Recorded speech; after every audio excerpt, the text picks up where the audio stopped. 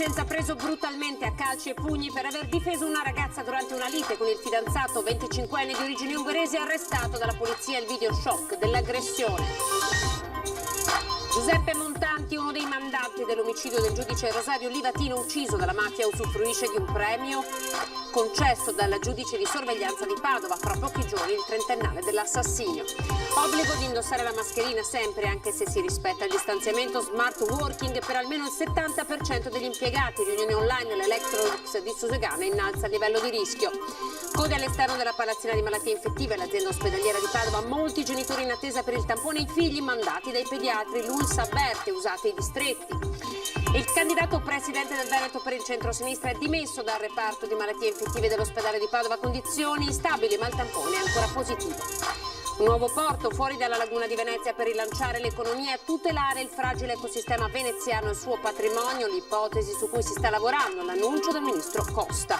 Cruciale passo in avanti per il futuro di ECC, nasce un polo per la produzione di 6 milioni di compressori per frigoriferi che comprende molti stabilimenti.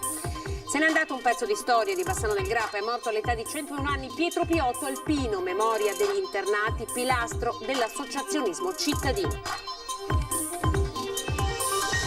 Buonasera, ben ritrovati. In apertura ancora un episodio di violenza, questa volta siamo nel Vicentino. Guardate questo video shock, l'aggressione ad un anziano in pieno centro, in pieno giorno.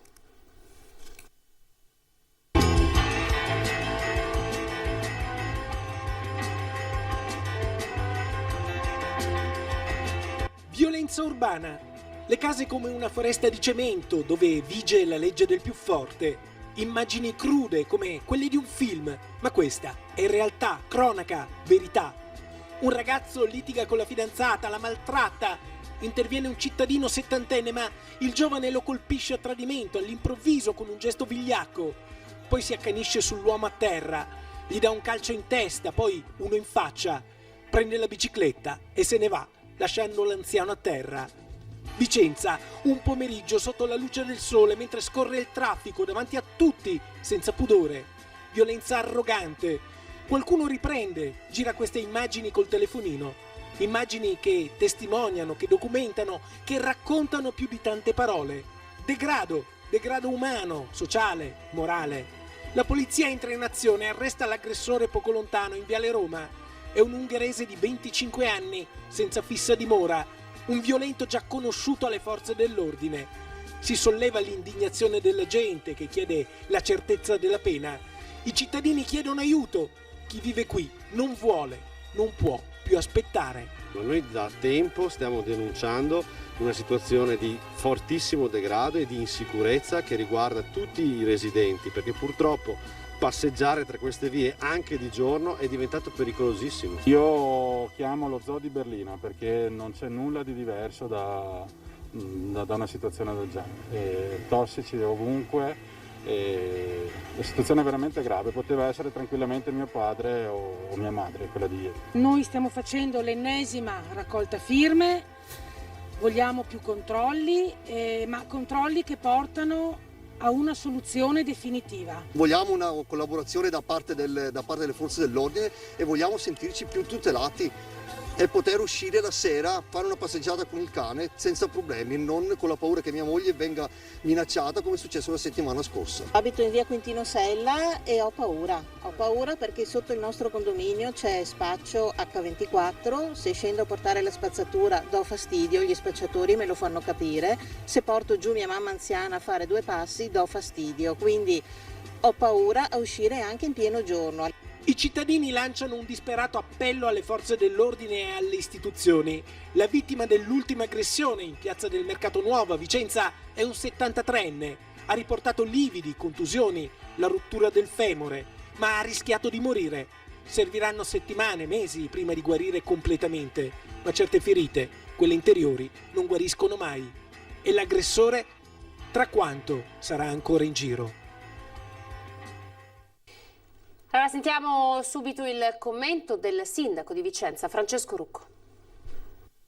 Gesto assolutamente vile, violento, da condannare, e da questo punto di vista ringrazio anche il cittadino che ha videoripreso, permettendo poi di identificare il responsabile di questo atto di violenza inaudita nei confronti di una persona anziana. che evidentemente interveniva per cercare di dirimere un momento di tensione. E dall'altra un plauso sicuramente alla Polizia di Stato, che è riuscito a rintracciarlo in tempi strettissimi, assicurarlo alla giustizia e metterlo agli arresti.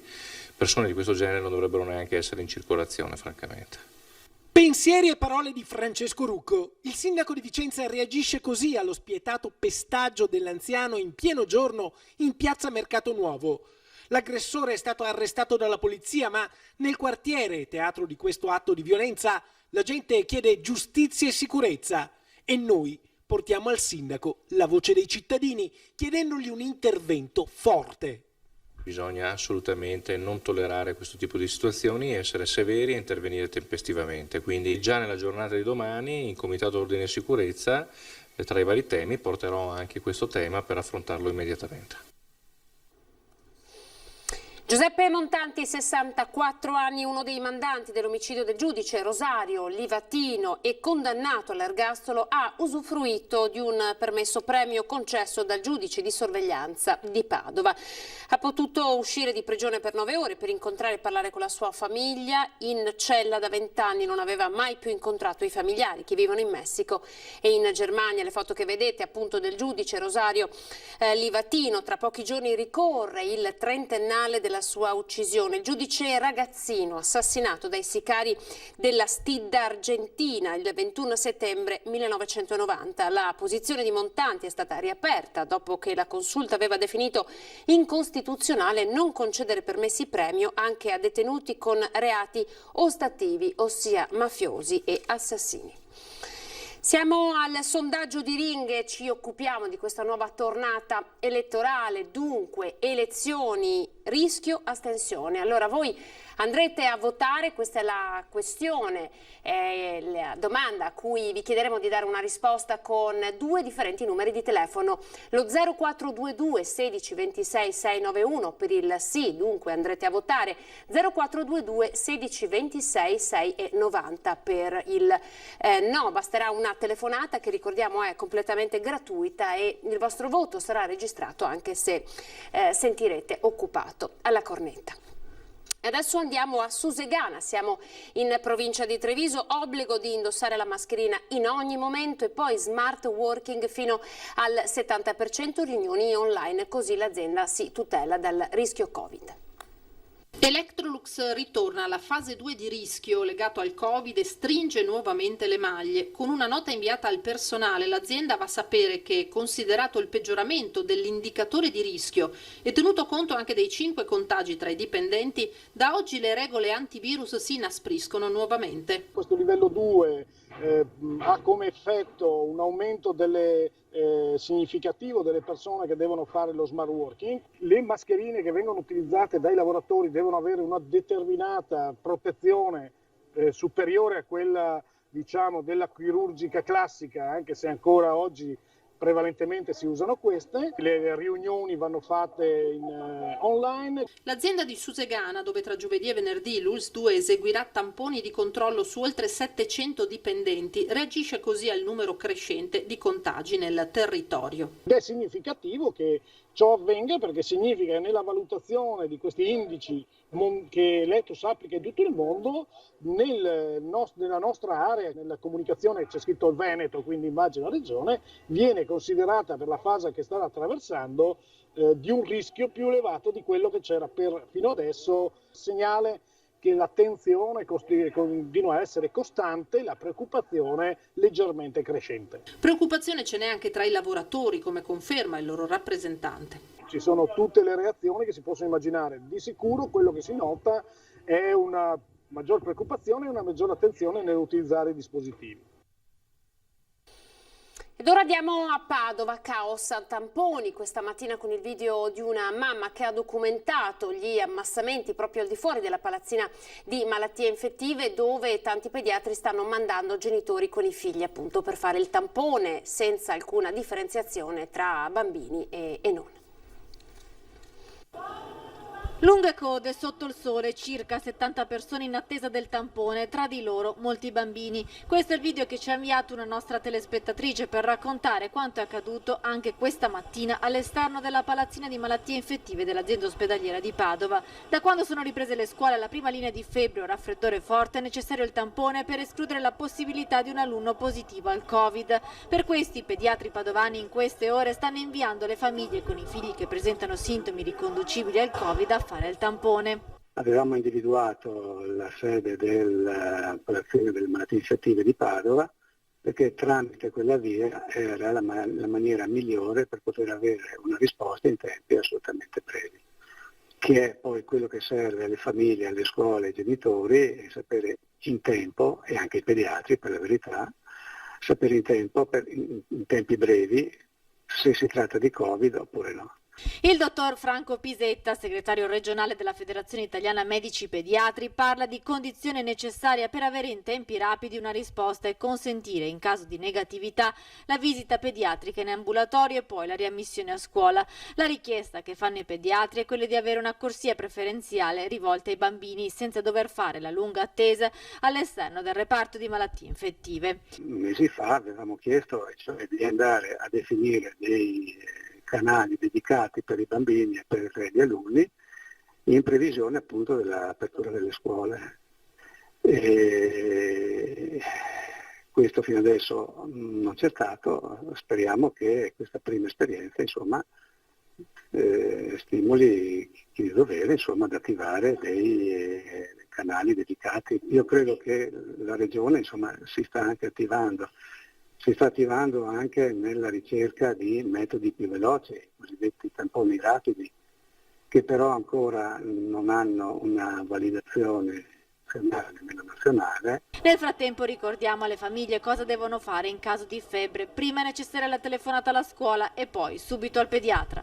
Considerare che tutti questi sintomi, anche singolarmente, in questo momento sono segni sospetti.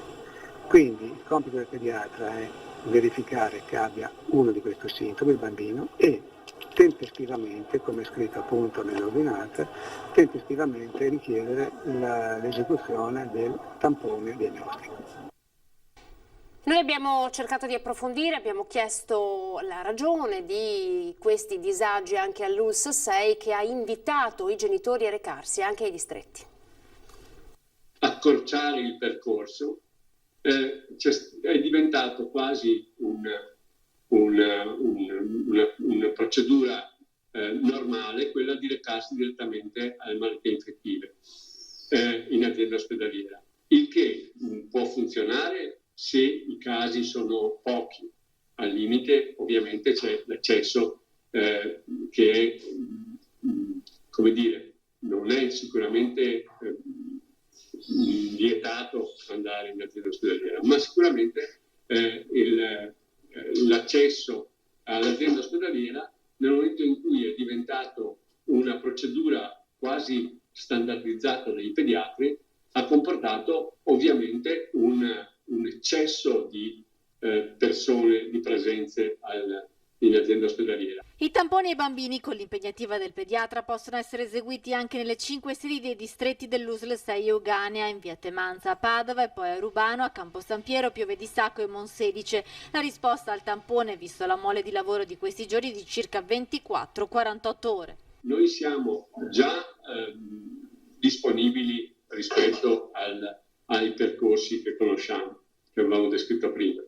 In più si sta proprio in queste ore si stanno distribuendo quei cosiddetti tamponi rapidi che danno una risposta più svelta rispetto al tampone tradizionale. Dobbiamo ancora aspettare che il Ministero certifichi questa modalità come una modalità diagnostica alternativa, diciamo così, ai tamponi, al solito tampone rinofaringe. Ora ancora a scuola nel Vicentino con un primo caso di sospetto Covid in città.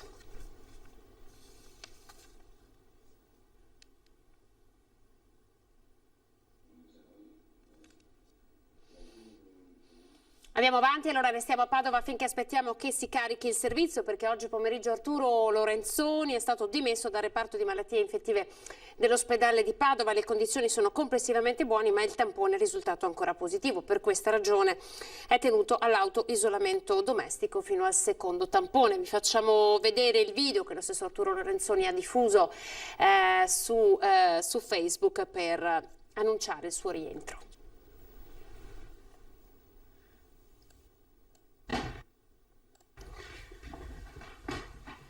Eccomi ritornato a casa. Dei giorni di ospedale, grazie dell'affetto che mi avete dimostrato, grazie della vicinanza, grazie ai medici che con competenza e passione mi hanno assistito, pronti per gli ultimi giorni di campagna elettorale. Saranno dei giorni intensi, ma chiedo l'aiuto di tutti per riuscire a far conoscere la nostra proposta e la nostra idea di Veneto. Si è fatto trovare esattamente nello stesso posto dove appunto, nello stesso luogo in cui si era sentito male. Ricorderete durante un collegamento, uno dei vari incontri elettorali via Skype. Allora adesso invece ci spostiamo nel veneziano, un nuovo porto fuori dalla laguna di Venezia per rilanciare l'economia e tutelare il fragile ecosistema veneziano. È l'ipotesi a cui si starebbe lavorando da Roma, lo ha detto oggi il ministro Costa. La mia idea è che si deve rimanere fuori laguna, l'offshore. Le stesse compagnie crocieristiche, che peraltro io ho sentito poco prima del lockdown, mi dicono che sono interessate. Le grandi navi fuori dalla laguna di Venezia, in un porto offshore che permette di coniugare sviluppo economico e tutela del patrimonio artistico e naturale. I ministri Costa e D'Incà, assieme a diversi esponenti del Movimento 5 Stelle Veneto, hanno effettuato un sopralluogo lungo i canali di Porto Marghera. La barca elettrica con i ministri Sandro Costa e Federico D'Incà, la vedete qui alle mie spalle, percorre quindi palmo a palmo questa zona di Porto Marghera per toccare con mano, per così dire, qual è lo stato dell'arte in questo momento di questa importante realtà dal punto di vista economico per Venezia. Il ministro dell'Ambiente Costa ha osservato in particolare lo stato dei marginamenti anti-inquinamento delle rive. Ancora di più sono convinto che le risorse che abbiamo messo a disposizione per definire e chiudere il progetto e l'esecutività del progetto per vedere i marginamenti terminati sono esiziali, sono fondamentali per il bene della laguna e di tutta Venezia. Per quello che riguarda le bonifiche invece? Abbiamo firmato adesso l'accordo di programma con la Regione Veneto, per cui oggi ci sono le risorse e le bonifiche possono partire. Il rilancio di quest'area è basilare e profondamente legato allo sviluppo economico di Venezia e del suo entroterra. E soltanto con le bonifiche di cui oggi abbiamo avuto conferma, i soldi ci sono, i marginamenti, questo territorio può accogliere nuove attività produttive. Attività produttive attente all'ambiente. Nel mirino del candidato presidente alla regione Cappelletti c'è il nuovo inceneritore di Fusina. Inaugurare la fase 3 post-Covid, dopo che tutti i cittadini di questo paese sono rimasti chiusi nelle proprie case, con l'autorizzazione all'incenerimento, all'apertura del nuovo inceneritore, mi sembra che sia proprio andare nella direzione opposta contraria rispetto a quello dove dovremmo andare. Nasce un polo per la produzione di 6 milioni di compressori per frigoriferi che comprende gli stabilimenti ACC di Borgo Valbelluna e ex Embraco di Riva di Chieri. A Torino la notizia che vi abbiamo anticipato 2 giorni fa è stata ufficializzata al tavolo convocato in prefettura a Torino dalla sottosegretaria al Mise Alessandra Todde, a cui hanno partecipato tra gli altri il commissario straordinario di ACC e per la Fioma di Belluno e il segretario Stefano Bona. L'investimento complessivo è di 50 milioni di euro tra pubblico e privato. Andiamo in pubblicità.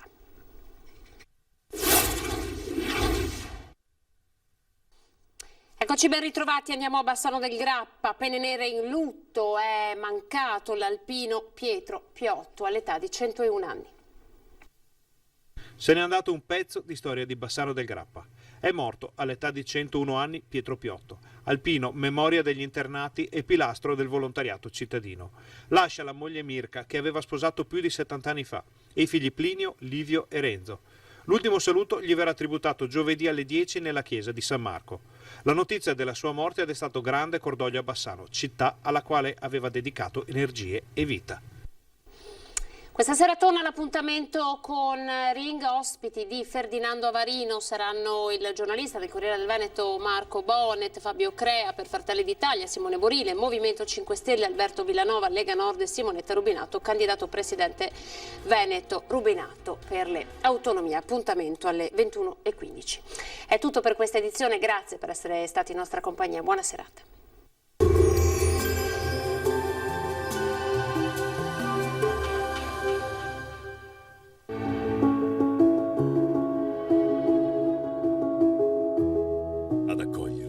Sarà Conegliano. Benvenuti al meteo. Lieve calo della pressione, ma riguarderà molto marginalmente il nostro territorio. Il dettaglio di mercoledì 16 settembre. Sul Veneto al mattino contesto decisamente soleggiato, sarà asciutto e stabile. Dal pomeriggio aumenterà la nuvolosità sui settori montuosi dove saranno possibili degli acquazzoni, localmente anche fin verso le zone pedemontane e limitrofe. Temperature stazionarie minime tra 15 e 20 gradi, valori massimi oscillanti invece tra i 26 e i 30 gradi all'incirca. Stessa situazione poi anche sul Friuli Venezia Giulia, poche novità con sole su tutti i settori e cielo sereno o ancora al massimo poco nuvoloso. Piovaschi al pomeriggio in montagna. Temperature minime fino a 22 gradi, massime sui 29-30 all'incirca. Infine uno sguardo alla situazione del Trentino Alto Adige, anche qui tanto sole al mattino, col passare delle ore instabilità in aumento con piogge via via più diffuse. Temperature minime sui 16 gradi, massime invece fino a 28 all'incirca. Dal meteo per ora è tutto, io vi auguro un buon proseguimento in compagnia di Antenna 3. Arrivederci.